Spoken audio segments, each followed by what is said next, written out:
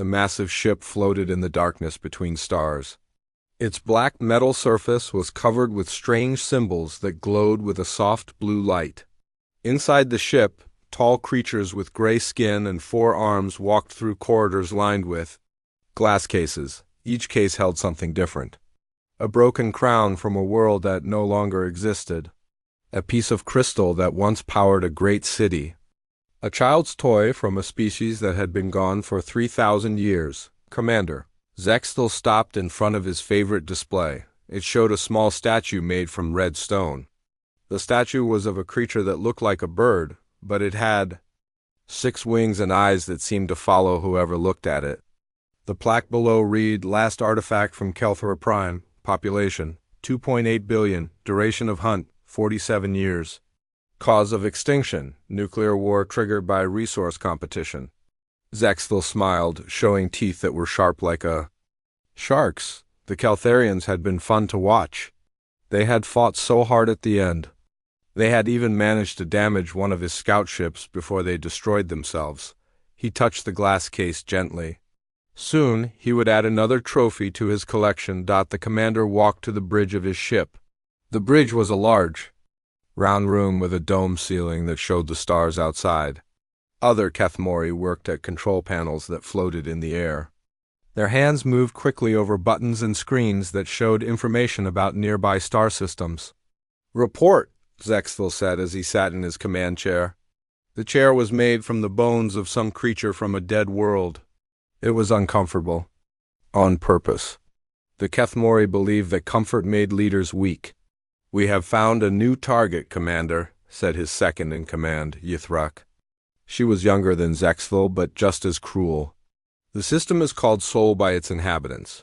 3rd planet from the star. They call their world Earth. Zextal leaned forward.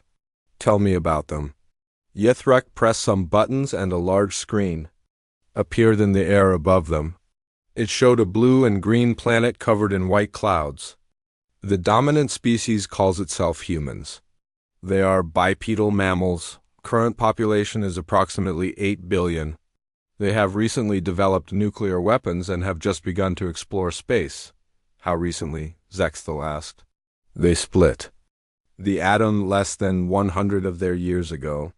They put their first artificial satellite in orbit about 70 years ago. They have sent a few small missions to their moon, but they have not established permanent colonies anywhere except their home planet. Zextal nodded. This was perfect. Species were most fun to hunt when they were just starting to reach for. The stars? They had enough technology to put up a fight, but not enough to really threaten the Kethmori. What about their society? They are divided into many nations. There are currently 195 separate governments. They fight wars over territory, resources, and ideas. In the last century, they had 2 global wars that killed millions of their own kind. Excellent, Zextal said. A species that already fights itself will be easy to manipulate. What is their technological level? Yithrak brought up more information. On the screen, they have computers, but they are primitive. They use chemical rockets for space travel. Their weapons are mostly explosive devices and projectile weapons. They have nuclear weapons, but only enough to destroy their own planet a few times over. Zextal laughed. Only a few times over? How modest of them. The Zilarians had enough nuclear weapons to destroy their planet 50 times over before they finally used them all. The bridge crew joined in his laughter. They had all been present for the Zilarian hunt. It had been entertaining for nearly 60 years before the final war that turned their planet into a radioactive wasteland. How long do you estimate this hunt will last? Zextal asked. Yithrak considered the question. Based on their current rate of technological development and their tendency toward violence, I would estimate between 30 and 50 years. They will likely destroy themselves through environmental damage or nuclear war. Boring, said another officer from his station. The last 3 species we hunted all destroyed themselves the same way. Can we not find a species that will provide more creative entertainment? Zextal thought about this. It was true that the last few hunts had been predictable. The pattern was always the same. First, they would make contact and pretend to be peaceful explorers. Then they would slowly introduce technologies that would make the species more dangerous to itself. They would encourage wars and competition for resources. Finally, they would reveal themselves as enemies and watch as the species tore itself apart trying to fight them. Perhaps, Zexthel said, we can try some new approaches with these humans. What makes them different from our previous prey? Yithruk studied the data. They seem to have an unusual relationship with other species on their planet. Most species we hunt either ignore other life forms or destroy them. Humans have domesticated many animals and seem to care for creatures that provide no obvious benefit. Weakness, said one of the bridge officers. Emotional attachment will make them easier to break. Maybe, Zexthel said. Or maybe it means they work together better than our previous targets. Show me their art. The screen changed to show human paintings, music, and sculptures. The Kethmori studied these carefully. Art told them a lot about a species. Violent species made art about war. Peaceful species made art about nature. Dying species made art about death. Human art was confusing. There were paintings of war, but also paintings of love. There was music that sounded angry and music that sounded sad. There were stories about heroes who saved everyone and stories about villains who destroyed everything. Interesting, Zexthel sighed. They seem to think about many different possibilities. Most species we hunt focus on one or two themes in their art. These humans seem to imagine everything. Is that important? Yithruk asked. Unknown, Zexthel replied, but it might make them more unpredictable. Prepare the hunting fleet. We will begin with standard observation protocols. I want to know everything about these humans before we make contact. The Kethmori had perfected their hunting method over thousands of years. First, they would watch a species for several years without being detected.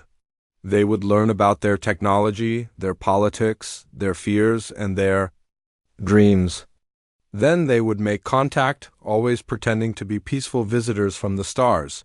The first contact was always designed to cause excitement and hope. The prey species would think they were about to join a galactic community of peaceful aliens. The Kethmori would share some basic technologies, usually medical advances or communication devices. These gifts would make the species trust them. Then came the manipulation phase.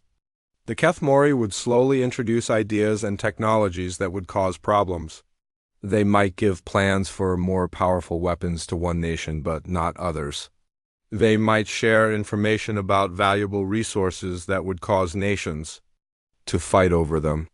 They would encourage the species to expand faster than their wisdom could grow. Finally, when the species was divided and weakened, the Kethmori would reveal their true purpose. They would announce that the species was being hunted for sport. Some species would unite against this threat, but by then it was always too late. Others would surrender immediately. A few would fight each other instead of the Kethmori, thinking that the aliens might spare whoever survived. None had ever succeeded in actually hurting the Kethmori hunting fleets. The technology gap was simply too large. It would be like a group of primitive humans with stone tools trying to fight a modern army. Zexthel stood up from his command chair. Begin the approach to Earth. Use stealth mode. I want observation posts set up at the edge of their solar system within 10 days. And bring up the historical records of our last few hunts. I want to study them before we begin. Yes, Commander, Yithruk said. Shall the first prepare the trophy case for new additions? Not yet, Zexthel said. Let us see what these humans can show us first. Maybe they will surprise us. But even as he said it, Zexthel did not really believe it. In his long life he had hunted over 40 different species. They all followed the same pattern in the end: fear, desperation, and death. These humans might last a little longer than usual, or they might come up with some creative final battle, but the ending would be the same. The great ship turned toward the small yellow star and began its journey.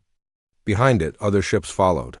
The hunting fleet was moving toward Earth, and the humans did not even know they existed. In his private chambers, Zexthel looked at the wall where he kept images of all the worlds he had helped destroy. Soon, he would add a picture of a blue and green planet to his collection. Soon, there would be one less voice in the universe. The hunt was about to begin. Dr. Sarah Chun stared at the alien ship through the observation deck window of the International Space Station.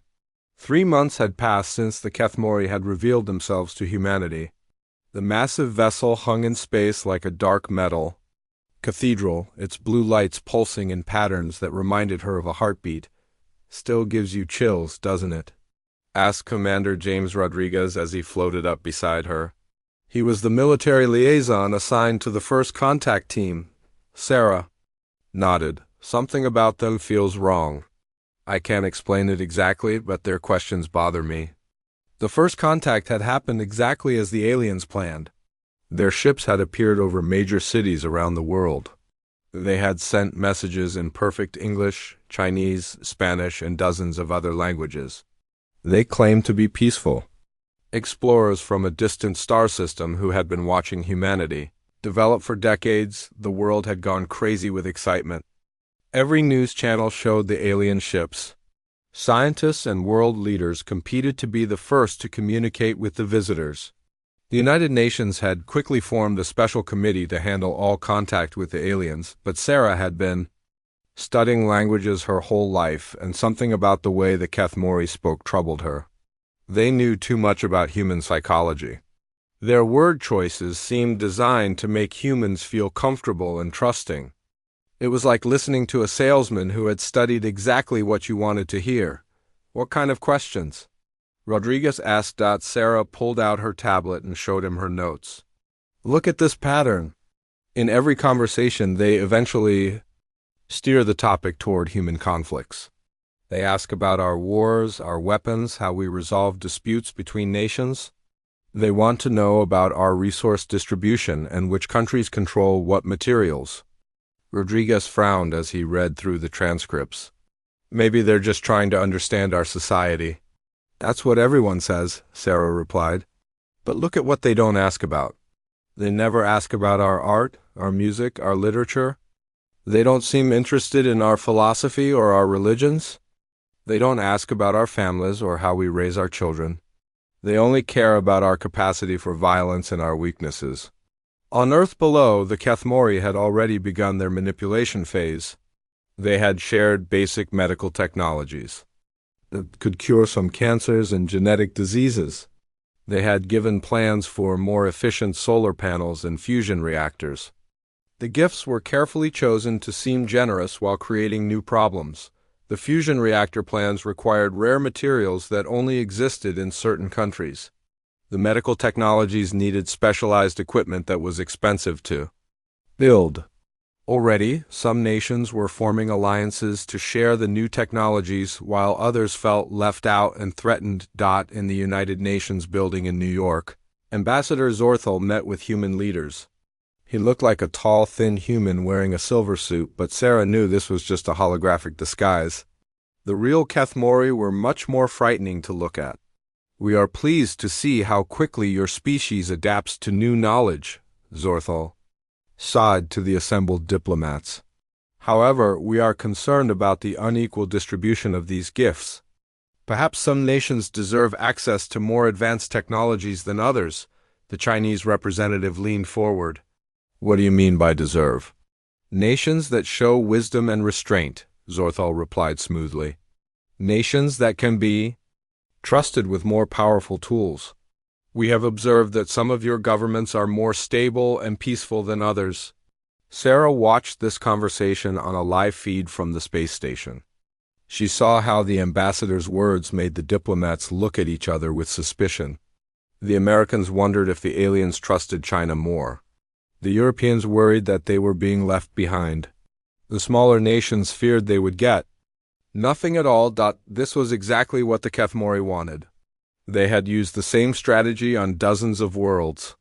Give gifts that create inequality, then watch as the recipients fight over who gets more. But something unexpected was happening on Earth. Instead of fragmenting, many human nations were doing the opposite. Countries that had been enemies for Decades were suddenly sharing information about the alien technologies. Old rivals were forming research partnerships. Even nations that disagreed about everything else were cooperating when it came to the alien visitors. Commander Zexthel watched these developments from his ship with growing frustration. His manipulation tactics should have been working by now. The humans should be fighting over the new technologies and begging the Kethmori for more advanced gifts. Status report, he demanded as he entered the command center.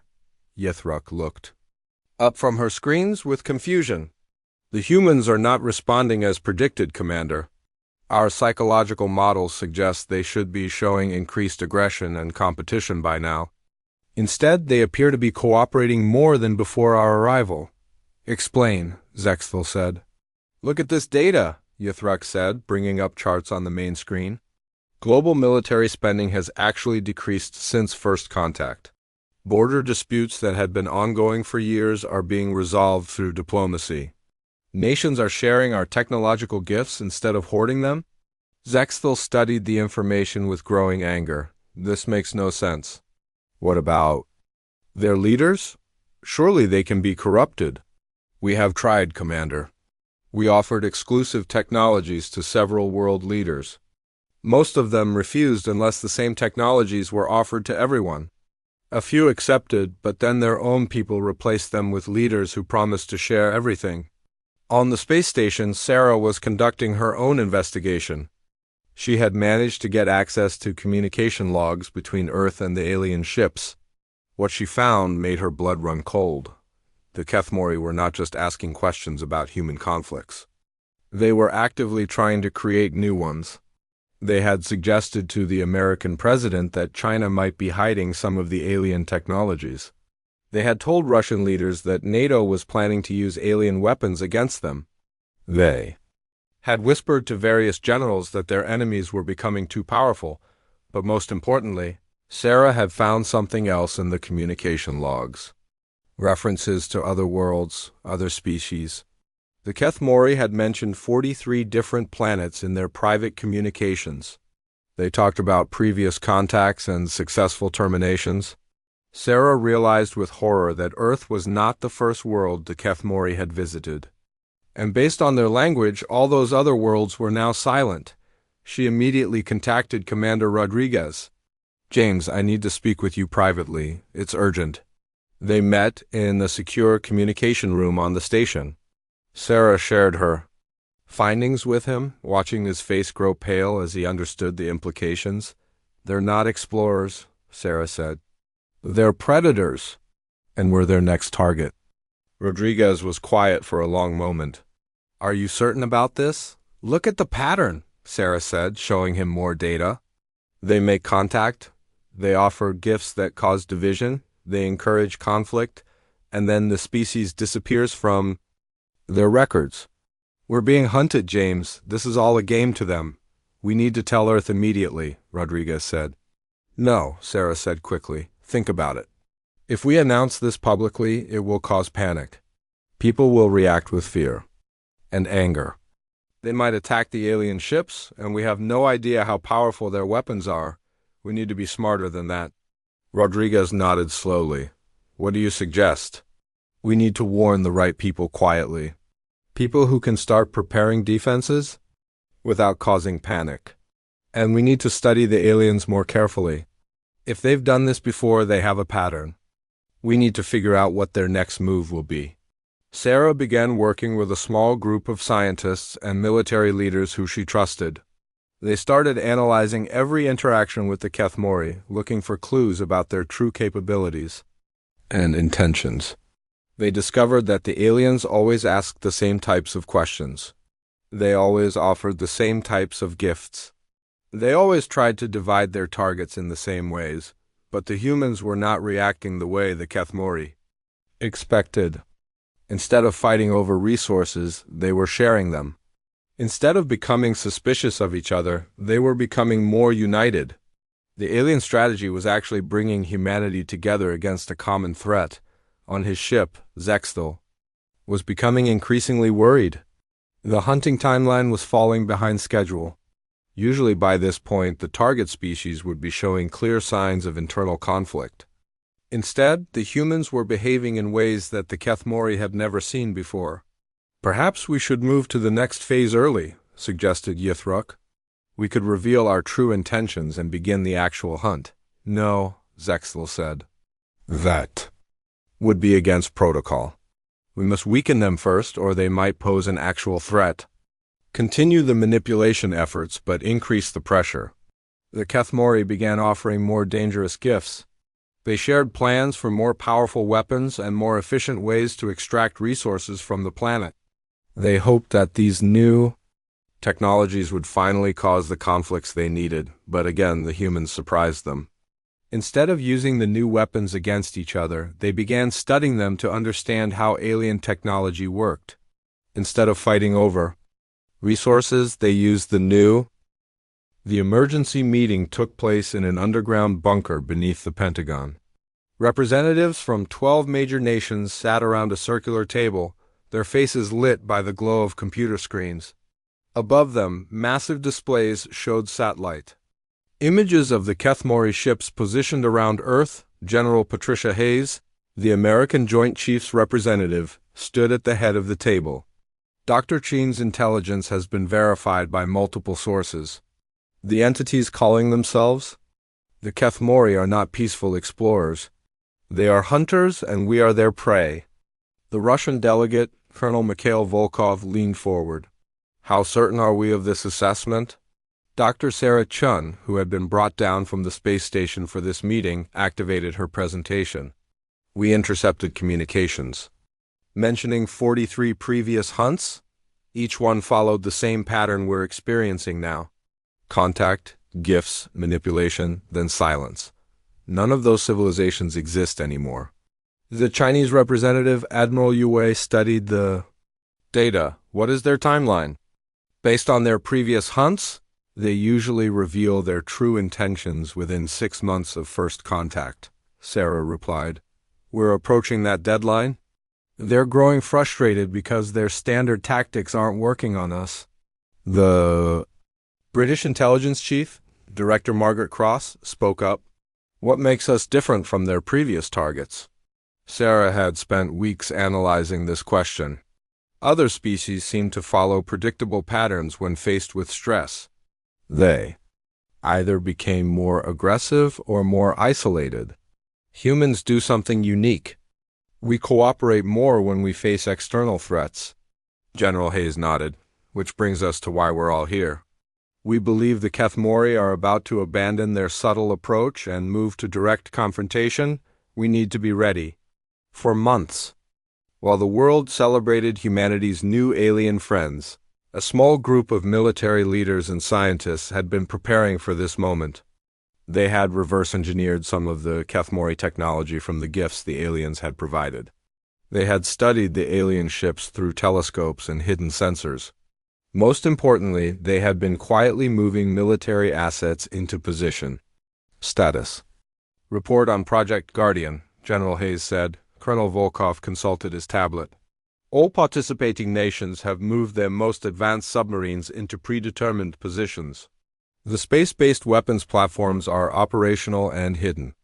Behind orbital debris, the ground-based installations are ready." Admiral Liu added, "The joint research teams have made significant progress understanding alien technology. We cannot match their power, but we have found some potential weaknesses."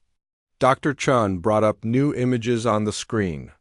The alien ships use a form of energy shielding that protects them from most attacks. However, our analysis suggests the shields have gaps at specific frequencies. If we coordinate our attack precisely, we might be able to penetrate their defenses. The plan they had developed was ambitious and dangerous. When the Kethmori finally revealed their true intentions, humanity would respond with overwhelming force from multiple directions simultaneously.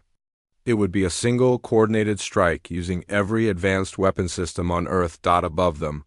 Commander Zexel was reaching the end of his patience. 6 months had passed since first contact, and the humans were still not destroying themselves. Instead, they had grown stronger and more unified. Worse, his scouts had detected unusual activity in human military installations.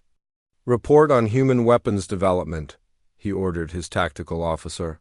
"They have been unusually active, Commander," the officer replied. "Massive movement of military assets. New installations appearing in remote locations, and they have stopped.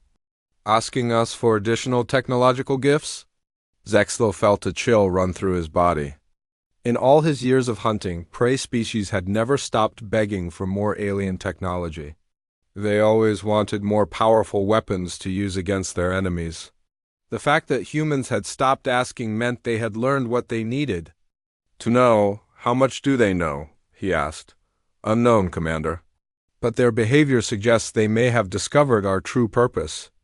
Yuthruk approached his command chair. "Commander, I recommend we move immediately to the final phase. These humans are becoming too organized.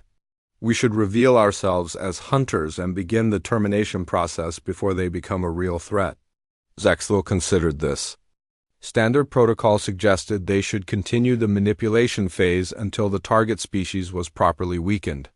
But these humans were not following the usual patterns. They might actually pose a danger if given more time to prepare. Very well, he decided. Signal all ships in the hunting fleet. We begin the civilization trial immediately. The civilization trial was the Kethmori's traditional method of announcing the final phase of their hunt.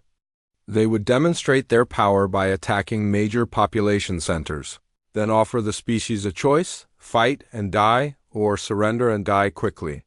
Most species chose to fight, which provided better entertainment for the hunters. Zexthel activated the communication system that would broadcast to every radio, television, and internet connection on Earth. "Humans of Earth," he began, his voice now cold and threatening instead of friendly. "We are the Kethmori, and we are your predators. For 6 months, we have studied you as we have studied 43 other species before you. All of them are now extinct. Around the world, people stopped what they were doing to listen to the message. In the underground bunker, the military leaders watched as their worst fears were confirmed. Your species has provided adequate entertainment thus far," Zexthel continued. "But the time for games has ended. We offer you the same choice we offered the others: surrender now, and your deaths will be quick. Resist, and we will make your suffering last for decades before your inevitable extinction." To demonstrate their power, the Kethmori ships began firing energy beams at uninhabited areas around the globe. Mountains were vaporized instantly, lakes boiled away in seconds. The message was clear: resistance was futile. But instead of the panic and despair the aliens expected, something else happened. Air raid sirens began sounding in major cities, but people moved to shelters in an orderly fashion. Military bases around the world activated their highest alert status. And deep beneath the Pentagon, General Hayes gave the order that would change everything. "Execute Guardian Protocol. All units, weapons free." What happened next caught the Kethmori completely off guard. Instead of scattered, desperate attacks from a panicking species, they faced a coordinated assault from every direction at once. Submarines that had been hidden in ocean, trenches surfaced and fired experimental railguns loaded with tungsten projectiles. The metal slugs moved at incredible speeds, designed to punch through energy shields using kinetic force rather than explosives from orbit. Weapons platforms that had been disguised as space debris suddenly activated. They fired focused electromagnetic pulses at the specific frequencies Dr. Chen's team had identified as shield weaknesses on the ground. Installations in remote locations revealed themselves to be massive laser arrays. These had been built using modified alien technology and powered by fusion reactors that the Kethmori themselves had provided plans for. The attack came from the ocean depths, from orbit, and from the ground simultaneously. For the first time in their history, the Kethmori found themselves under fire. Commander Zexthel staggered as his ship's shields fluctuated under the unexpected assault. Warning alarms filled the bridge as systems began failing. "How is this possible?" he shouted. "The humans have been preparing for this, Commander," Ythrak reported, her voice filled with disbelief. They knew we were coming. They used our own gifts against us. On the main screen, Zexthel watched as one of his escort ships exploded under a barrage of railgun fire. The kinetic projectiles had punched through the shield matrix at exactly the right frequency. Another ship was spinning out of control, its navigation systems fried by an electromagnetic pulse. "Return fire," he ordered. "Destroy their launch platforms." The Kethmori ships began firing back with their energy weapons. Several human installations were vaporized, but more kept appearing. The humans had built far more weapons than the aliens had detected. They had hidden them in caves, underwater, and in structures that looked like ordinary buildings, but the most shocking thing was how the humans fought. Instead of the desperate, chaotic resistance the Kethmori expected, this was a carefully planned military operation. The humans attacked in waves, with each wave targeting different systems on the alien ships. When one type of weapon was defeated, another took its place. Dr. Sarah Chun watched the battle from the Pentagon bunker, her heart pounding as she saw the plan she had helped develop unfold in real time. "It's working," she said breathlessly. "The shield frequency attack is working." But even as they celebrated their initial success, everyone in the bunker knew this was just the beginning. The humans had caught the Kethmori by surprise, but the aliens were adapting quickly. Their return fire was becoming more accurate, and their shields were adjusting to compensate for the frequency attacks. "Damage report," General Hayes called out. "We've lost 30% of the orbital platforms and 40% of the ground." "Installations," came the reply, "but we've destroyed or disabled 6. The sky above Tokyo turned bright orange as energy beams struck the city's shield generators.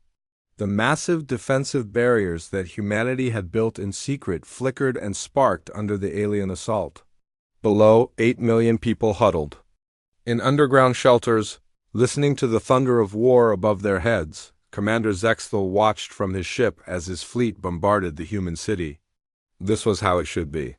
The prey should be cowering in fear while the hunters demonstrated their power. But something was wrong. The humans were not begging for mercy. Their communication channels carried no pleas for negotiation.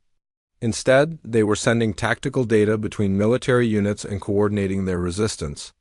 "Commander," Ythrak called from her station, "we are detecting massive energy buildups in multiple locations around the planet. The humans appear to be preparing another coordinated attack." Zexthel studied the tactical display with growing unease. The humans had already surprised him once with their hidden weapons. What else had they been preparing while pretending to be grateful for alien gifts? In the underground command center beneath Geneva, General Hayes coordinated the global defense effort. Representatives from every major nation worked together at control stations, their faces lit by dozens of screens showing the battle raging across the planet. "Phase 2 is ready for execution," announced Colonel Volkov from his station. "All fusion plants have been converted to overload configuration. Electromagnetic pulse networks are standing by." Dr. Sarah Chun looked up from her analysis station. "The alien ships are adapting to our frequency attacks faster than expected. We need to implement the backup plan now, before they fully compensate." "Admiral." Liu Wei nodded grimly. "Initiating the Prometheus Protocol." Around the world, nuclear power plants that had been secretly modified over the past months began a carefully controlled process. Instead of generating electricity, they were now building up massive electromagnetic charges. The fusion reactors that the Kethmori had helped humans design were being turned into weapons the aliens had never seen before. At the same time, every satellite in Earth's orbit that was not already destroyed suddenly activated. Most appeared to be simple communication or weather satellites, but they had been fitted with explosive charges and powerful transmitters. They began moving toward the alien ships, broadcasting a signal that jammed the Kethmori sensors. "Commander." Zexthel realized what was happening just moments before it was too late. Evasive maneuvers, all ships scatter formation. But the humans had planned for this too. As the Kethmori ships began to spread out, hidden installations on the ground, fired cables attached to powerful magnets. The cables shot into space like enormous fishing lines, seeking to snare the alien vessels and prevent them from escaping. Several smaller Kethmori ships were caught by the magnetic cables and dragged toward Earth's atmosphere. Their pilots fought desperately to break free, but the humans had studied alien hull materials carefully. The magnets were tuned specifically to grip Kethmori ship armor. Now, General Hayes shouted into her communication system. Every nuclear reactor on Earth released its stored electromagnetic energy in a coordinated pulse. The wave of electromagnetic force swept outward from the planet like an invisible tsunami. At the same time, hundreds of satellites exploded around the alien fleet, creating clouds of metallic debris that interfered with their sensors and shields. The effect on the Kethmori ships was devastating. Their advanced electronics, designed to handle normal space conditions, were overwhelmed by the massive electromagnetic pulse. Ship systems failed across the alien fleet. Navigation computers crashed. Weapon systems went offline. Even the gravity generators that kept the crew standing upright began to malfunction. Commander Zextel found himself floating in zero gravity as his ship's artificial gravity failed. Emergency lights flickered on as the main power system struggled to restart. Around him, his crew fought to regain control of their vessel, while debris from exploded satellites pounded against their failing shields. Status report, he demanded, grabbing a handhold to steady himself. 60% of our systems are offline, Ythrak reported, her voice strained as she worked to restore power to her station. 7 ships are completely disabled. 3 more are falling toward the planet's atmosphere. For the first time in his long life, Zextel felt something he had never experienced before: fear. Not fear of death, which was just an end, but fear of defeat. The impossible was happening. The prey was winning. On Earth, the humans pressed their advantage. Fighter jets that had been hidden in underground hangars emerged and attacked the disabled alien ships. These were not ordinary jets. They had been equipped with engines based on alien technology and weapons that fired concentrated plasma instead of bullets. The Kethmori had never faced an enemy that combined primitive determination with advanced technology. Their previous prey species had either been too primitive to understand alien science or too advanced to maintain unity when faced with superior force. Humans were somehow both primitive enough to be fearless and advanced enough to be dangerous. Dr. Sarah Chun monitored the battle from her station, tracking each alien ship as human forces closed in. 3 more enemy vessels disabled, she reported. But Commander, we're detecting energy buildups in the remaining ships. They're preparing something. General Hayes studied the readings. What kind of energy buildup? Unknown, but it's massive. Much larger than anything we've seen them use before. Commander Zextel had made a decision that went against everything the Kethmori believed about proper hunting technique. If he could not defeat these humans with conventional weapons, he would use the Forbidden's technology. He would activate the Planet Killer. The Planet Killer was a weapon that the Kethmori used only in emergencies. It could destroy an entire world. But using it meant there would be no hunt, no sport, no entertainment. It was considered dishonorable among his people to simply annihilate prey without giving them a chance to provide amusing resistance. But these humans were beyond amusing. They were genuinely dangerous. If word of this defeat reached the Kethmori homeworld, it would shatter their entire civilization's sense of superiority. Other prey species might learn that the hunters could be beaten. The galaxy-spanning empire. A fear that the Kethmori had built over millennia could collapse. Charging the World Killer, he announced to his remaining ships. All vessels, focus your remaining power into the primary weapon. The surviving Kethmori ships began linking their power systems together. Slowly, a massive ball of destructive energy began forming between them. It grew larger and brighter until it looked like a small star floating in space above Earth. In the Geneva Command Center, every alarm system activated at once. The energy readings were so high that some sensors simply shut down rather than risk being damaged. Whatever they're building, it's big enough to destroy the entire planet, Dr. Chun announced. Her voice filled with horror. General Hayes felt her heart sink. They had fought so hard, sacrificed so much, and come so close to victory. But the aliens had one more terrible weapon, and humanity had no defense against it. But then Colonel Volkov spoke up from his station. "Wait, look at their formation. They've grouped all their remaining ships together to power this weapon. That makes them vulnerable." Admiral Yu understood immediately. They've sacrificed maneuverability for firepower. If we can hit them while they're linked together, we might be able to destroy the entire fleet at once. "With what?" General Hayes asked. "We've used most of our weapons. What's left that could penetrate their combined shields?" Dr. Chun was already working on her computer, calculating trajectories and energy requirements. "The International Space Station," she said suddenly. "It's been fitted with a RAM drive and nuclear warheads. If we can guide it directly into their formation while they're stationary... It was a desperate plan. The space station would have to ram directly into the alien fleet while they were charging their planet-killing weapon. The timing would have to be perfect.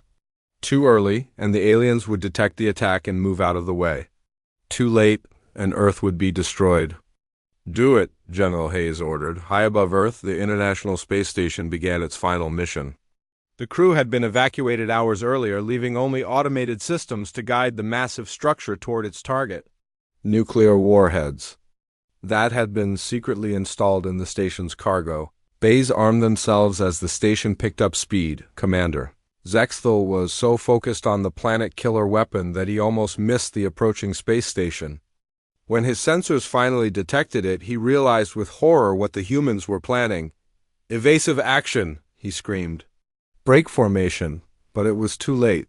The Kethmori ships were locked together by power cables feeding energy into their superweapon. They could not move quickly enough to avoid the incoming station, the International Space Station. Humanity's first permanent foothold in space slammed into the alien fleet at tremendous speed. The nuclear warheads detonated simultaneously, creating a ball of fire that could be seen from the planet's surface. When the explosion cleared, the Kethmori fleet was gone. The planet-killer weapon dissipated harmlessly into space. Above Earth, only debris remained where the alien ships had been. 3 years had passed since the destruction of the first Kethmori hunting fleet. Earth had changed in ways that would have been impossible to imagine before the war. The entire planet now worked together as one unified species. Old enemies had become allies. Ancient borders meant nothing when the survival of humanity was at stake. Dr. Sarah Chun stood on the observation deck of the newest human warship, the UES Defiance. Through the reinforced windows, she could see the construction yards of Luna Base, where dozens of similar ships were being built. Humanity had learned much from studying the wreckage of Kethmori vessels, and they had put that knowledge to good. "You's impressive, isn't it?" said Admiral Rodriguez, who had been promoted after his service during the first contact crisis. 2 years ago, we could barely reach our own moon. Now we have a fleet that can travel between stars. Sarah nodded, but her expression remained serious. "We're going to need every ship we can build. The signals we've been intercepting suggest the Kethmori homeworld has finally decided to respond to the loss of their hunting fleet." The captured alien communication equipment had given humanity access to Kethmori networks across the galaxy. What they learned had been both terrifying and hopeful. Terrifying because the Kethmori Empire was vast, controlling hundreds of star systems. Hopeful because humanity's victory had caused panic among the alien leadership for thousands of years. The Kethmori had built their entire civilization on the belief that they were the ultimate predators. Every species they encountered was either primitive prey to be hunted or advanced rivals to be destroyed. The idea that prey could fight back and win was so foreign to them that many refused to believe the reports, but the evidence was undeniable. An entire hunting fleet had been destroyed by creatures who had barely achieved spaceflight. The impossible had happened, and it was causing chaos throughout the Kethmori Empire. In the command center of Luna Base, General Hayes reviewed the latest intelligence reports. The information came from an unexpected source: Kethmori survivors who had chosen to help humanity rather than face execution by their own people. The survivors had been found floating in escape pods after the destruction of their fleet. Most had chosen death rather than surrender, but a few had been curious enough about their defeaters to accept capture. Among them was Yithrek, Commander Zexthal former second-in-command. Yithrek sat across from General Hayes in an interrogation room that had been modified to accommodate alien physiology. The Kethmori's gray skin had taken on a pale blue tint, which human doctors had learned indicated stress in her species. "Your people do not understand what you have done," Yithrek said in heavily accented English. "The Great Hunt has been the foundation of our society for 10,000 years. To lose to prey is unthinkable." General Hayes leaned forward. "But it happened. And now your leaders have to decide how to respond." "They will send everything," Yithrek replied. "Not just another hunting fleet, they will send the Death Armada. Every ship, every weapon, every warrior we possess. They cannot allow your victory to stand, or other prey species might learn that we can be defeated." This was what humanity had been preparing for. Intelligence suggested that the Kethmori were assembling the largest military force in their history. Thousands of ships were being gathered from across their empire. It would take them time to coordinate such a massive fleet, but when they came, they would come with overwhelming force. But humanity had not been idle during these 3 years. The victory against the first hunting fleet had taught them valuable lessons about Kethmori technology and tactics. More importantly, it had given them access to alien ships and equipment that they could study and reverse-engineer. Dr. Chun had led the scientific effort to understand and improve upon Kethmori technology. Human engineering had always been different from alien design. Where the Kethmori built for elegance and superiority, humans built for reliability and adaptability. The result was a new generation of human ships that combined the best of both approaches. The used Defiance was a perfect example. It used Kethmori shield technology, but powered by human fusion reactors that were more stable than alien power sources. It carried weapons that fired faster and hit harder than anything the Kethmori had ever seen. Most importantly, it was built with human tactics in mind: speed, coordination, and the willingness to sacrifice individual ships for the greater good. But Earth's fleet was still small compared to what was coming. Intelligence suggested the Kethmori Death Armada would consist of over 3,000 ships, each one larger and more powerful than anything in the original hunting fleet. That was why humanity had made a decision that would have been unthinkable. Before the war, they were going to take the fight to the enemy. "Operation Prometheus is ready for launch," Admiral Rodriguez announced as he entered the command center. "All ships are fully crewed and supplied. We can depart on your order." General Hayes studied the star charts one more time. The plan was audacious to the point of madness. Instead of waiting for the Kethmori Armada to reach Earth, humanity would strike first at the alien staging areas. They would use captured Kethmori navigation data to find where the enemy was gathering their forces, then attack before the Armada could be fully assembled. But the real purpose of Operation Prometheus was not military victory. It was justice, hidden in the memory banks of the captured Kethmori ships. Humanity had found something that changed everything: detailed records of every hunt the aliens had conducted, the names and locations of 43 civilizations that had been destroyed for sport, billions of intelligent beings who had been murdered for entertainment. Dr. Chun had spent months studying these records, learning about species that no longer existed. The Keltharians had been artists and philosophers. The Jektar had been explorers who dreamed of mapping the entire galaxy. The Vreks had been a peaceful species that had never even developed weapons until the Kethmori forced them to fight. All of them were gone. All of them had died in terror and confusion, never understanding why they were being hunted. Their worlds were empty now, their art destroyed. Their dreams ended forever, but humanity had found something else in the Kethmori records. Some of those civilizations had managed to hide survivors before their destruction. Small groups of refugees who had escaped to remote worlds or hidden stations. Most had died out over the centuries, but some might still be alive. We're not just going to fight the Kethmori, General Hayes announced to the assembled fleet commanders. We're going to find the survivors of their previous hunts. We're going to tell them that the hunters can be defeated. We're going to build an alliance of everyone the Kethmori have wronged. It was an ambitious plan, but it was the only way humanity could hope to survive. Even if they won every battle, the Kethmori Empire was simply too large for one species to defeat alone. But if they could unite all the survivors, all the refugees, all the species that had been living in fear, together they might have a chance. The human fleet departed from Luna Base on a Tuesday morning, Earth time. 50 ships carrying the hopes and determination of an entire species. They would travel faster than light, using captured alien technology. Heading toward the core worlds of the Kethmori Empire, their first stop would be the ruins of Kelthera Prime, where intelligence suggested a group of survivors might be hiding in underground cities.